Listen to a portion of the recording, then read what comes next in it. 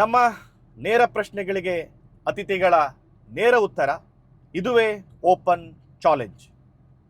ಇವತ್ತು ನಮ್ಮ ಓಪನ್ ಚಾಲೆಂಜ್ನಲ್ಲಿದ್ದಾರೆ ಬೆಳಗಾವಿಯ ಹಿರಿಯ ಹೋರಾಟಗಾರರು, ಖ್ಯಾತ ಪತ್ರಕರ್ತರು, ಬೆಳಗಾವಿಯ ರಾಜಕೀಯ ವಿಶ್ಲೇಷಕರು, ಅದು ಅಲ್ಲದೆ ಬೆಳಗಾವಿ ಕನ್ನಡ ಕ್ರಿಯಾ ಸಮಿತಿ ಸಂಘಟನೆಗಳಿದೆ ಅದರ ಅಧ್ಯಕ್ಷರಾಗಿರ್ತಕ್ಕಂತಹ ಅಶೋಕ್ ಚಂದ್ರಗಿ ಅವರು ನಮ್ಮ ಜೊತೆ ಇದ್ದಾರೆ.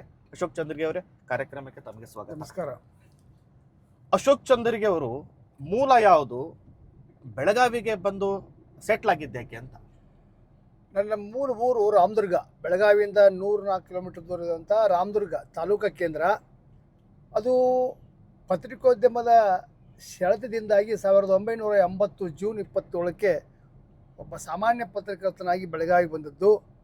ಆಮೇಲೆ ಪತ್ರಿಕೋದ್ಯಮದಲ್ಲಿ ಅದಕ್ಕೂ ಮೊದಲು ಸಿಂಜರಾಗಿ ರಾಮದುರ್ಗದಾಗ ಇದ್ಕೊಂಡು ಬೆಳಗಾವಿ ಬಂದ ಮೇಲೆ ಸುಮಾರು 15 ವರ್ಷ ಕಾಲ ನಾನು ಪತ್ರಿಕೋದ್ಯಮದಲ್ಲಿದ್ದೆ. ಆಮೇಲೆ ಪತ್ರಿಕೋದ್ಯಮದಿಂದ ವಿಮುಖನಾಗಿ ಮುದ್ರಣ ವ್ಯವಸಾಯ, ನಂತರ ಮಹತ್ವದ ದಾಖಲೆಗಳ ಲ್ಯಾಮಿನೇಷನ್ನು, ಬೈಂಡಿಂಗ್ ಕೆಲಸಕ್ಕೆ ನಾನು ಬಿಸ್ನೆಸ್ಗೆ ಹೋದೆ. ಮತ್ತು ಇನ್ನೂವರೆಗೂ 35 ವರ್ಷದಿಂದ ನಾನು ಇದೇ ವ್ಯವಸಾಯದಲ್ಲಿದ್ದೇನೆ. ಪತ್ರಿಕೋದ್ಯಮ ಬಿಟ್ಟೆ 35 ವರ್ಷ ಆಯಿತು. ಈಗ ಬೆಳಗಾವಿಗೆ ಬಂದ್ರಿ, ಪತ್ರಿಕೋದ್ಯಮದ ಸೆಳೆತದಿಂದ ಬೆಳಗಾವಿಗೆ ಬಂದ್ನಿ ಅಂತ ಹೇಳಿದ್ರಿ.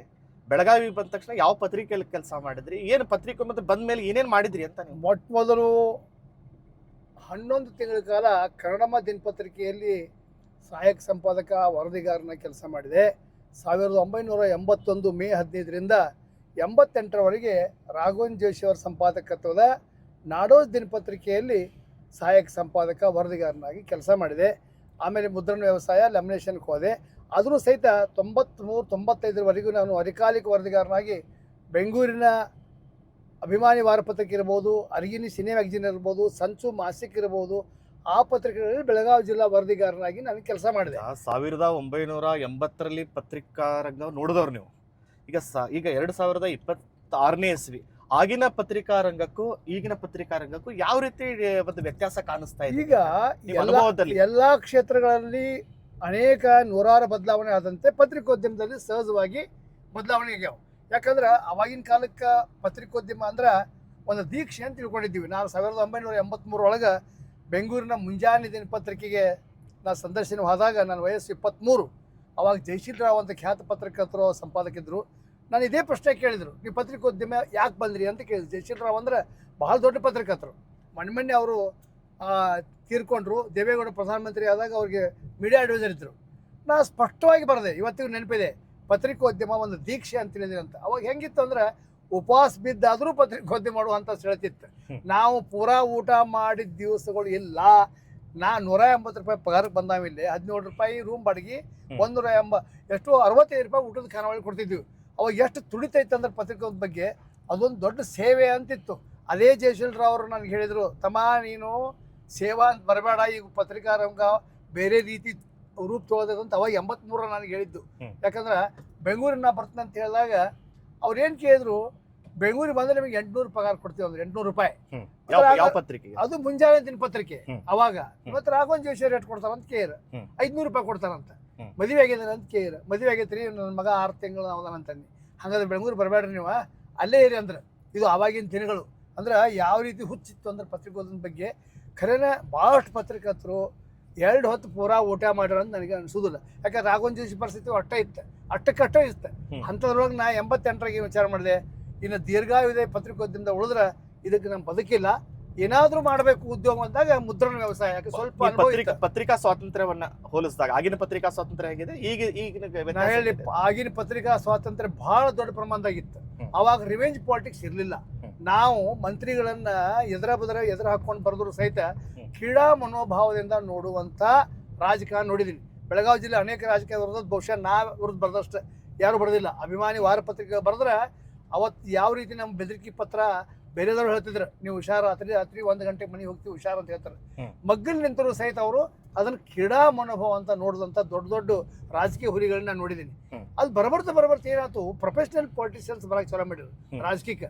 ಅವ್ರು ಒಂದು ಏನಾದರೂ ವಿರುದ್ಧ ಬರೆದ್ರೆ ಅವ್ರು ಇವನ್ ಎದುರಾಗಿ ಶಿಕ್ಷಣ ಅನ್ನೋ ವಿಚಾರ ಇವತ್ತಿನ ರಾಜಕಾರಣದಾಗೈತಿ. ಅದು ಕ್ರೀಡಾ ಮನೋಭಾವ ಇಲ್ಲ. ನಾನು ಟೀಕಾ ಮಾಡಿದಾರಪ್ಪ, ರಚನಾತ್ಮಕ ಟೀಕಾ ಮಾಡಿದರು, ನಾ ತಿದ್ಕೋಬೇಕಂತ ಅನ್ನೋದಿಲ್ಲ. ಅವಾಗ ನಾ ಬಹಿರಂಗವಾಗಿ ವಿರುದ್ಧ ಬರೆದು ಆ ಪತ್ರಿಕೆ ಹಂಚಿ ಬಂದರೂ ಅವ್ರ ಜೊತೆನೇ ಹಿಂಗ್ ಕುಂತ್ರು ಒಂದು ಶಬ್ದ ಮಾತಾಡ್ತಿದ್ದಿಲ್ಲ. ಅದು ಅವಾಗಿನ ರಾಜಕಾರಣಿಗಳು. ಇದು ಆ ಆದ್ರೆ ರಾಜಕಾರಣ ಇವಾಗ ದ್ವೇಷದ ದ್ವೇಷ. ರಾಜಕಾರಣ ನಡೀತಾ ಇದೆ. ಇವಾಗಲಿ ನೀವ್ ಎದುರಾಗ ನೀವೇನ ಬರ್ದ್ರಂದ್ರೆ ನಿಮ್ಮನ್ನ ಎದುರಾಗ ಸಿಗಿಸ್ಬೇಕು, ಹೆಂಗ್ ಹಾಕ್ಬೇಕು, ಹೆಂಗ್ ಹೆಣ ಹಾಕ್ಬೇಕು. ಇವತ್ತಿನ ರಾಜಕಾರಣಿಗಳು ನೋಡತ್ತೇನ. ಅದಕ್ಕೆ ಆ ಪತ್ರಿಕೋದ್ಯಮ ಈ ಪತ್ರಿಕಾ ಅಜಗಜ ಅಂತ ಐತಿ. ಮತ್ತೆ ಇನ್ನೊಂದು, ಅವಾಗ ಪತ್ರಿಕಾ ರಂಗಕ್ಕೆ ಬರೋರು ಆ ಪತ್ರಿಕಾ ರಂಗದ ತುಡಿದಿಂದ ಬರ್ತಿದ್ರು. ಹೌದು. ಈಗ ಬಹಳಷ್ಟು ಮಂದಿ ಬ್ಯಾರೆ ಉದ್ಯೋಗ ಸಿಗಲ್ದಾಗ ಪತ್ರಿಕಾ ರಂಗ ಸೇರ್ಯಾವ. ಅದು ನಾನು ಇವತ್ತು ನೋಡ್ತಾ ಇದ್ದೇನೆ. ಮತ್ತೆ ಅದು ಈಗಿನ ಕಾಲಕ್ಕೆ ತಪ್ಪಂತೂ ಹೇಳಕ್ ಆಗುದಿಲ್ಲ. ಎಲ್ಲಿ ಖಾಲಿ ಐತೆ ಅಲ್ಲಿ ಕುರ್ಚಿ ಮೇಲೆ ಕುಂತ್ ಬಿಡುದು. ಒಂದು ಒಟ್ಟ ಒಂದು ಏನೋ ಪತ್ರಕರ್ತ ಒಂದು ಸಿಕ್ಕಾಬೇಕು, ಮುಗಿತೆ. ಅದು ಅಲ್ಲಿ ಸ್ಥಿತಿ ಬಂದೈತಿ. ಹಿಂಗ ಬೇರೆ ಬೇರೆ ಕ್ಷೇತ್ರದ ಆದ ಬದಲಾವಣೆಗಳು ಪತ್ರಿಕಾ ರಂಗದು ಆಗಿದಾವ. ಅದನ್ನ ನಾವು ಕಣ್ಣಾರೆ ಕಾಣ್ತಾ ಇದೀವಿ. ಆಗ ಪತ್ರಿಕಾ ರಂಗ, ಈಗ ಪತ್ರಿಕೋದ್ಯಮ ಆಗಿದೆ. ಈಗ ಉದ್ಯಮ ಆಗಿ ಪರಿವರ್ತನೆ ಆಗಿದೆಯಲ್ಲ ಅಂತ ಹೇಳಿ. ಅದು ಉದ್ಯಮ ಆಗಲಿಕ್ಕೆ ಏನ್ ಕಾರಣ ಅಂದ್ರೆ ಕಾಸ್ಟ್ ಆಫ್ ಪಬ್ಲಿಷಿಂಗ್ ಹೆಚ್ಚಾಗ್ಬಿಡ್ತು. ಪತ್ರಿಕೆಗಳ ಕಾಸ್ಟ್ ಹೆಚ್ಚಾಯ್ತು. ಪತ್ರಿಕೆಗಳ ಸ್ಪರ್ಧಾ ಯುಗ ಚಾಲು ಆಯ್ತು. ಅವ್ರು 5 ರೂಪಾಯಿ ಮಾರ್ರೆ ನಾವು 4 ರೂಪಾಯಿ ಮಾಡ್ತೀವಿ, 4 ರೂಪಾಯಿ ಮಾಡ್ರೆ 3 ರೂಪಾಯಿ ಮಾಡ್ತೀವಿ. ಕೆಲವು ಒಂದ್ ಪತ್ರಿಕೆ ಹಂಗ 1 ರೂಪಾಯಿ ಕೊಟ್ರು. ಅದು ಉದ್ಯಮ ಯಾಕಾಯ್ತು ಅಂದ್ರೆ ಅದನ್ನ ಬೆಳೆಸೋ ದೃಷ್ಟಿಯೊಂದೊಳಗ ದುಃಖ ಅಂದ್ರೂ ಚಿಂತಿಲ್ಲ, ಬೇರೆ ಸ್ಪರ್ಧಿಗಳನ್ನ ಹೊಡಿ ಚಾಲು ಆತ. ಆದ್ರೆ ಅವಾಗ ಏನಾಗಿತ್ತು, ಬೆಳಗಾವಿಯಾಗ 4-5 ದಿನಪತ್ರಿಕೆ ಇದ್ರು ಸಹಿತ ಕ್ವಾಲಿಟಿಗೆ ಹೆಚ್ಚು ಬೆಲೆ ಇತ್ತು. ಕ್ವಾಲಿಟಿಗೆ ರಾಘವನ್ ಜೋಶಿ ಅವ್ರ ಕೈಯಾಗ ನಾ ಕೆಲಸ ಮಾಡೋ ಮುಂದೆ ಅದ್ರ ಪತ್ರಿಕೆ ಸೈಜು 1 ಫೂಟ್. ನಾಡೋಜ್ ದಿನಪತ್ರಿಕೆ ಅವತ್ತು ಆ ಪತ್ರಿಕೆಗೆ ಬರೆದ್ರ ವಿಧಾನಸಭಾ ಒಳಗ ಅದ್ರ ಪ್ರತಿಧ್ವನಿಸಿದ ಅನೇಕ ವಿಧಾನಗಳನ್ನ ನಾವು ಕೊಡಬಹುದು. ಆವಾಗ ಜನರು ಅಭಿರುಚಿನೂ ಹಂಗಿತ್ತು. ಆ ಗುಣಮಟ್ಟಕ್ಕೆ ಹೆಚ್ಚು ಕಿಮ್ಮತ್ ಕೊಡ್ತಿದ್ರು. ಇವತ್ತೇನಿಲ್ಲ, ಬಬಕ ಅಂದ್ರೆ ಹೆಂಗಂದ್ರೆ ಅದು ಕಮರ್ಷಿಯಲ್ ಆಗಿಬಿಟ್ಟೈತಿ. ಅದ್ರ ಬಣ್ಣ ನೋಡಿ ತಗೊಳ್ಳೋದಾಗೈತಿ. ಆಗ ಮತ್ತೆ ಜನರು ಬದಲಾದಂಗ ಪತ್ರಿಕೆಗಳು ಅದರಂತೆ ಬದಲಾಗುತ್ತವ. ಸ್ಪರ್ಧಾ ಬಹುತೇಕರು ಈ ಪತ್ರಿಕಾ ರಂಗದ ಟಿವಿ ಚಾನೆಲ್ ಇರ್ಬೋದು, ಪತ್ರಿಕೆ ಮಾಲೀಕರು ರಾಜಕಾರಣಿಗಳಾಗಿದ್ದಾರೆ. ಬಹಳ ಅವ್ರು ಇನ್ವೆಸ್ಟರ್ಸ್ ಕೂಡ ಆಗಿದ್ದಾರೆ. ಅವಾಗಿನ ಈಗ ಅವಾಗ ಇದ್ರಾಗ ಇದ್ದಿಲ್ಲ. ಇದ್ರಾಗ ರಾಜಕಾರಣ ಇದ್ದಿಲ್ಲ. ಪ್ರಾಮಾಣಿಕ ಒಬ್ಬ ಪತ್ರಕರ್ತ 4 ಮಂದಿ ಕಡೆ ಜಾಹೀರಾತು ತಗೊಂಡು ಉಪವಾಸ ಬಂದು ಪತ್ರಿಕೆ ತೆಗೆದು ಪರಿಸ್ಥಿತಿ ಇತ್ತು. ಈಗ ಆ ರಾಜಕಾರಣಿಗಳಿಗೆ ಏನಾಯ್ತು, ನಾವು ಹಣ ಕೊಡೋದ್ರಿಂದ ನಾವು ಪ್ರಚಾರ ಬೇಕು, ನಾವು ಹಣ ಕೊಟ್ಟು ನಾವ್ಯಾಕೆ ಬೇರೆದವ್ರು ಮಾಡೋದು, ಹಣ ಇನ್ವೆಸ್ಟ್ ಮಾಡಕತ್ತರು. ಇನ್ವೆಸ್ಟ್ ಮಾಡಿ ಅವ್ರು 2 ರೀತಿಯಿಂದ ಲಾಭ ಆತ. ಯಾರಿಗೆ? ರಾಜಕಾರಣಿಗಳಿಗೆ. ಒಂದನೇದ್ದು ಅವ್ರಿಗೆ ರಾಜಕೀಯ ಉದ್ದೇಶಗಳು ಈಡೇರಕತ್ತು. 2ನೇದ್ದು ಪ್ರಚಾರ ಸಿಗಾಕತ್ತು. ಆಮೇಲೆ ಇಂಥ ರಾಜಕಾರಣಿ ಬಂಡವಾಳಶಾಹಿಗಳಿಗೆ ಕೆಲಸ ಮಾಡೋ ಪತ್ರಕರ್ತರ ಸಂಖ್ಯೆ ಹೆಚ್ಚಾತು. ಯಾಕಂದ್ರೆ ಸ್ವಂತ ಅವ್ರಿಗೆ ಉಪವಾಸ ಪತ್ರಿಕೋದ್ಯಮ ಮಾಡಂತ ನಾವು ಇವಾಗಂದ್ರೆ ನನ್ನ ಹುಚ್ಚರ ತೆಗಿತಾರೆ. ಆಗಂಗಿಲ್ಲ. ಯಾಕಂದ್ರೆ ಮತ್ತೆ ಇನ್ನೊಂದು ಕಾಸ್ಟ್ ಆಫ್ ಲಿವಿಂಗ್ ಹೆಚ್ಚಾತ. ನಾನು 180 ಇಲ್ಲಿ ಬಂದೇನೆ ಬೆಳಗಾವಿಗೆ. 17 ರೂಪಾಯಿ ಬಾಡಿಗೆ, 65 ರೂಪಾಯಿ ಊಟದ ಖಾನಾವಳಿ ಕೊಡ್ತಿದ್ದೀವಿ. ಕೊನೆಗೆ ನಾ ಪತ್ರಿಕೋದ್ಯಮ ಬಿಟ್ಟಾಗ 1,000 ರೂಪಾಯಿ ತಗೊಂಡಿಲ್ಲ, 1,000. ಅವಾಗ ನಮ್ಗೆ ಅನಿಸ್ತು ಇದು ದೀರ್ಘಾವಧಿ ಒಳಗೆ ಕುಟುಂಬ ನಿರ್ವಹಣೆ ಹೇಗೆ ಮಾಡೋದಪ್ಪ ಅಂತೇಳಿ. ಅವಾಗ ಮುದ್ರಣ ವ್ಯವಸಾಯಕ್ಕೆ ಅನಿವಾರ್ಯವಾಗಿ ಮುದ್ರಣ ವ್ಯವಸಾಯ ಬಂತು. 92ರಿಂದ ನಾವು ಲ್ಯಾಮಿನೇಷನ್ ಬೈಂಡಿಂಗ್ ಬಿದ್ದೀನಿ. ಇವತ್ತು ಮಹತ್ವದ ದಾಖಲೆಗಳ ಲ್ಯಾಮಿನೇಷನ್ ಬೈಂಡಿಂಗ್ ಇವತ್ತಿಗೂ